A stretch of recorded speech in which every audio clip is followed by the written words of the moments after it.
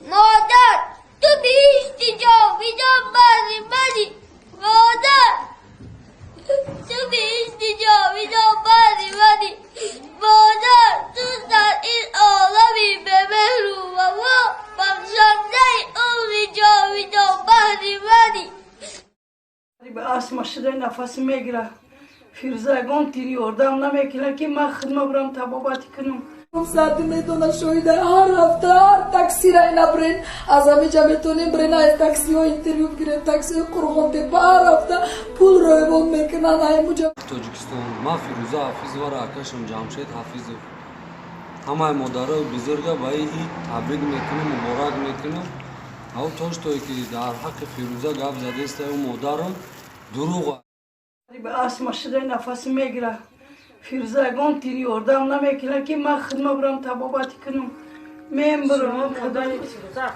من مادر فیروزه حافظ ویم معظم نیست مرا هیچ کم نیست اردم کنم من فیروزه ایمده دگاناشا بالا میدونه دگاناشا هر هفته تشکیل که فیراد میکنه مرا نگابی نمیکنه مرا یگان سمروی نمیکنه که من برم خدمه همین تباباتی کنم نفس میگیره نمیتونم سکناسین خیر خولا جان انشالله که همش خوب میشوند پروردگار هسته فیروزه نکرد خداوند خودش یاردم میکنه چیکار کنم در تقدیرم همتری فرزنده بوده چیکار کنم همتری فرزنده در تقدیرم پری کلان میابه هر هفته دیگرش تشکیل میکنه که مرا نگاه نمیکنه من در اون زبرایی نمیکنه که من تباباتی کنم خدمت چیکار کنم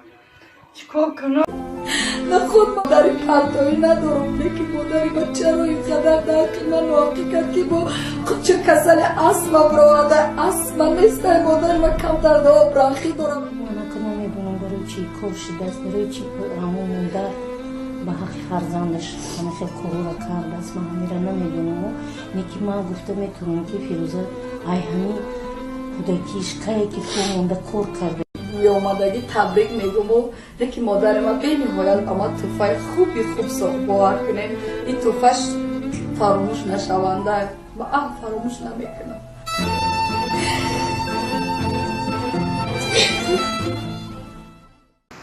تمام سلام علیکم بای خلق توجیکستان ما فیروزه حافظ و راکشم جمشید حافظ همه مادرای بزرگ با این تبریک میکنم مبارک میکنم او توش توی که در حق فیروزه گفت زده است او مادرم دروغ فیروزه یاردم میکنه خانه را تا تو این ما هم کار میکنیم این مویکده میبردم خانه مایدشیده ای پشتی هم دختر مایدکیش مرا مای خانه اینا سر کرده دروغ فیروزه پستایانه یاردم میکنه هر هفته سوم روی میکردم این پوچم را دروغ میگم پولا نمیدونم یا برای چی خیلی کرده سیم او بوی هم دختر گزنده سیم برنامه الله دروغ فیروزه هر هفته روی میکرد 800 سوم 1000 سوم تو یک نیم هزار من خودم روی میکردم از سخوات نکر اوچا نکر او بوی دختر تا باره دستم پول نریزم این دنیا را فکر نکو دنیا تا فکر گپی موجوده را هم نگی این همش کاری دختری مایدکشه که او بوی اپا مبریزم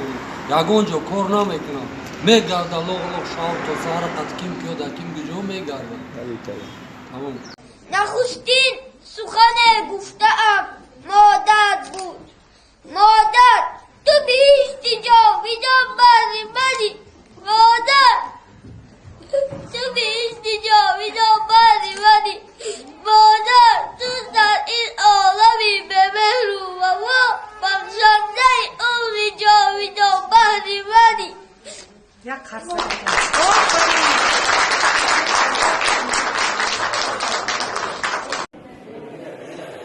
لا حول ولا قوة إلا بالله.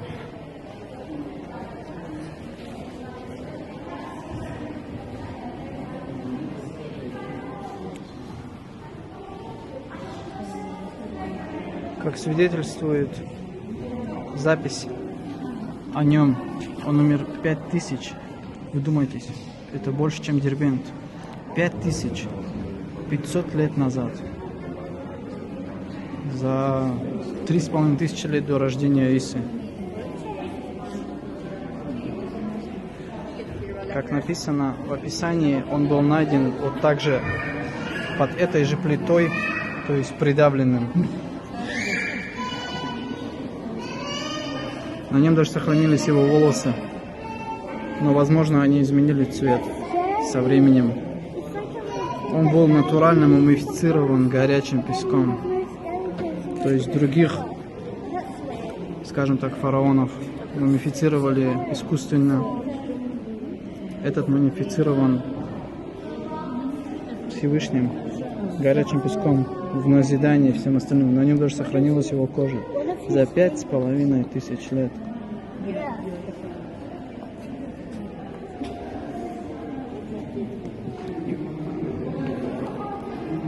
Как говорилось, для некоторых людей власть является счастьем.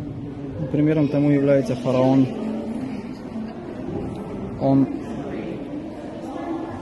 возомнил себя великим и позже стал говорить: «А не мне ли принадлежит власть?» и объявил себя Богом. Однако Бог никак не может выглядеть таким образом. Это то, что сделал Сын Всевышнего в назидание всем остальным. Аллаху алиму, слышит сейчас или не слышит. Посмотри, чем ты являешься сейчас. Ты пал в саджда. Хочешь ты того или нет.